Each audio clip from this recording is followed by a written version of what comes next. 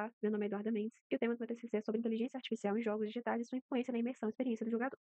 Para poder contextualizar um pouquinho sobre o que é inteligência artificial em jogos, a inteligência artificial em jogos ela consiste no desenvolvimento de sistemas que vão simular o comportamento inteligente, só que dentro de um ambiente virtual. Então, basicamente, vai ser o uso de técnicas, algoritmos de IA para a gente poder criar comportamentos inteligentes, autônomos, responsivos e adaptativos em personagens e sistemas do jogo. Geralmente, os personagens controlados por computador, que são os famosos NPCs, para que eles ajam de forma semelhante aos humanos.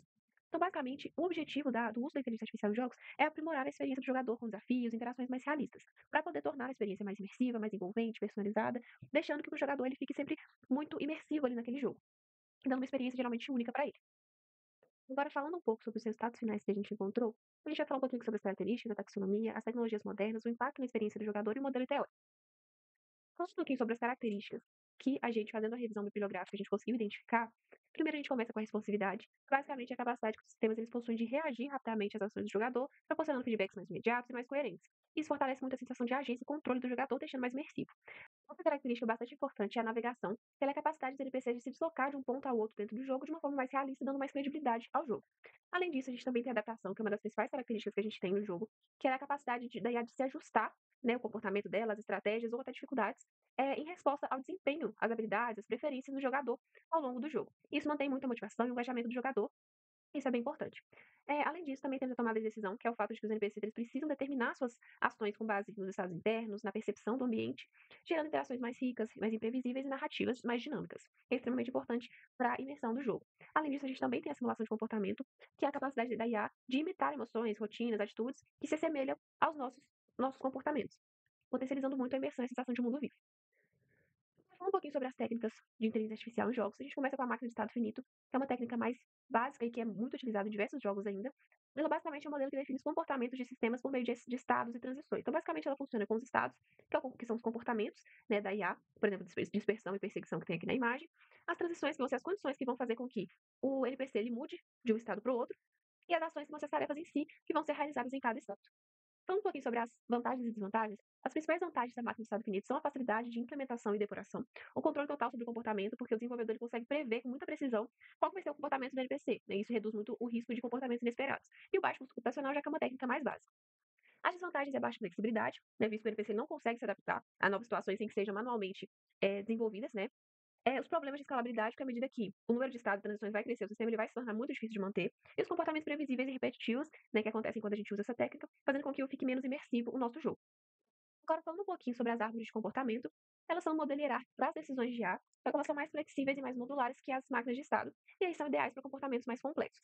Basicamente, ela vai funcionar por meio de nós, né? A gente tem os nós de controle, que vão organizar o fluxo da árvore, e a gente tem os nós de execução, que vão fazer as ações e verificações reais. E cada nó ele vai retornar sucesso, falha ou em execução, para que o NPC ele realize as suas ações ali. As vantagens e desvantagens dessa técnica. As vantagens dessa técnica é a reatividade, né? As árvores de comportamento elas respondem rapidamente às mudanças, né, no jogo.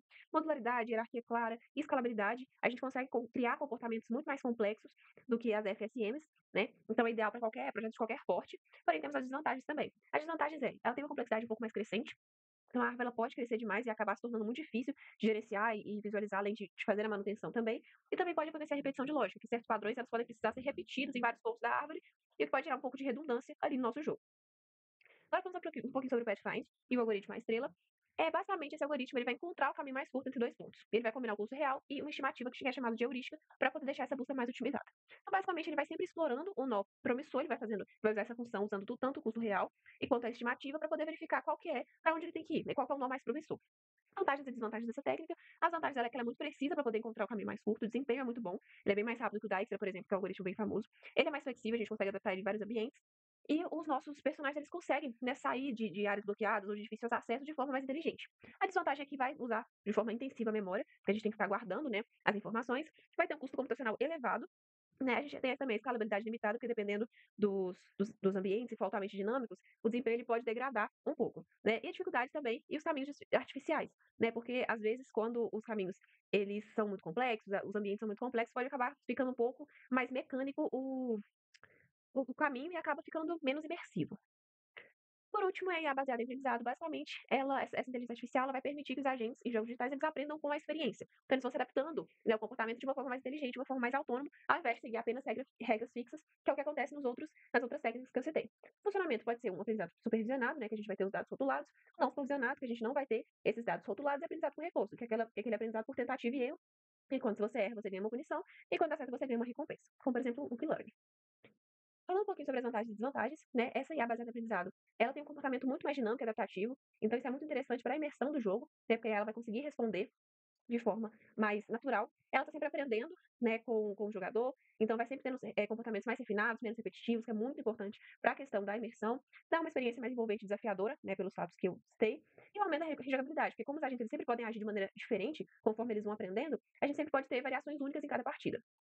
Porém, a gente também tem algumas desvantagens, né, que é a dificuldade de controle narrativo e comportamental, porque quando ele age de forma autônoma, a gente não consegue ter certeza dos comportamentos que vai ter, não pode acabar gerando resultados meio inesperados. Tem que ter um treinamento extensivo, né, com um banco de dados muito grande, consequentemente tem um alto custo computacional e a complexidade de implementação é muito grande. Agora, falando um pouquinho sobre a IA generativa, a IA generativa é uma técnica mais moderna, então ela basicamente cria conteúdos novos, textos, imagens, de uma forma autônoma. Então, ela vai usar um grande conjunto de dados, né, e os modelos de Deep Learning para poder criar esses novos conteúdos. E ela é uma técnica bastante dinâmica, muito adaptativa e personalizada, isso é muito interessante, porque vai sempre trazer uma narrativa muito mais dinâmica, um NPC muito responsivo, experiências mais imersivas e únicas para cada jogador. Então essa técnica é muito legal e é muito importante para gerar muita imersão pro jogador. Agora falando um pouquinho, né, sobre a imersão em si, a gente conseguiu perceber, né, por meio das características que eu citei e por meio das técnicas, alguns pontos que são extremamente importantes para trazer a imersão para o jogador.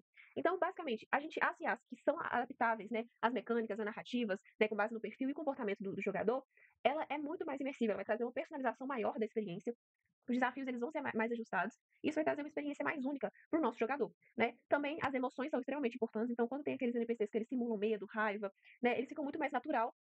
E isso deixa o jogo muito mais legal, muito mais único para o jogador. Os ambientes responsivos também, né? Então, o mundo reagir às ações do jogador vai reforçar a sensação de agência, como eu sei no começo. E a IA aprender com o jogador, igual a gente citou que a IA, a baseada em aprendizado e a IA generativa faz, elas vão sempre se adaptando e vão sempre criando conteúdos muito dinâmicos, muito únicos. E todas essas características, elas vão criar experiências muito mais ricas e únicas para o jogador. A gente tem aqui um modelo teórico, né, que a gente criou. Esse modelo teórico ele vai relacionar tanto as características que a gente encontrou, né, que a gente viu que as principais características que uma IA deve ter para ela ser mais imersiva, né, com as técnicas que a gente citou anteriormente. Então, aqui fazendo de uma forma bem resumida, a gente consegue perceber que a IA baseada em aprendizado e a IA generativa, elas são as melhores técnicas para gerar mais imersão. Essas duas técnicas, elas geram muita imersão para o jogador, porque a gente vai ter uma evolução comportamental, a gente vai ter uma personalização dos desafios, a gente vai ter uma interação muito mais realista com o jogador, né, porque os NPCs eles vão ser mais dinâmicos, eles vão ser mais variados, e vão ser muito mais naturais, né? A gente vai conseguir fazer com que esses NPCs eles sejam muito mais responsivos, eles tenham uma capacidade muito alta de gerar um conteúdo. Então, essas duas técnicas elas são as melhores em relação à imersão, né, do nosso jogo. E as outras técnicas, como né, a máquina de estados finitos, as behavior trees, elas são boas, mas elas têm muitos desafios, né? As behavior trees, por exemplo, ela tem uma imersão muito limitada, né? Porque os NPCs eles geralmente são mais previsíveis, são mais mecânicos, eles não se adaptam. Então, geralmente, a gente não tem muito essa sensação de mundo vivo, né? As behavior trees elas são um pouco melhores, mas ainda, os comportamentos ainda são um pouco repetitivos, né, são um pouco menos previsíveis do que as FSMs, mas elas ainda são, um pouco previsíveis, né, então não são tão flexíveis quanto as baseadas em aprendizado, por exemplo. E o Pathfind, ele melhora a imersão espacial, né, porque o Pathfind é uma técnica mais voltada para navegação, né, então ela sozinha ela não vai criar um comportamento muito profundo, né, muito imersivo ali. Sendo assim, como conclusão, a gente consegue verificar que as FSMs, as Behavior Trees, elas têm uma estrutura muito legal, mas os comportamentos são mais previsíveis, e o aprendizado de máquina e a generativa, elas são muito mais adaptativas, trazem muito mais realismo e adaptação personalização para o nosso jogo, né? A gente conseguiu verificar que as características que foram citadas no começo, reatividade, adaptação, tomada de decisão, navegação e simulação de comportamento, elas são extremamente essenciais para poder criar uma experiência muito mais imersiva e envolvente no jogo, né? Então, como conclusão final, a gente consegue verificar que quanto mais adaptativa, mais autônoma, mais complexa for a IA, maior vai ser a capacidade dela de criar experiências mais diferentes, mais únicas, mais personalizadas e consequentemente, mais realistas e envolventes para o jogador. É isso, muito obrigada.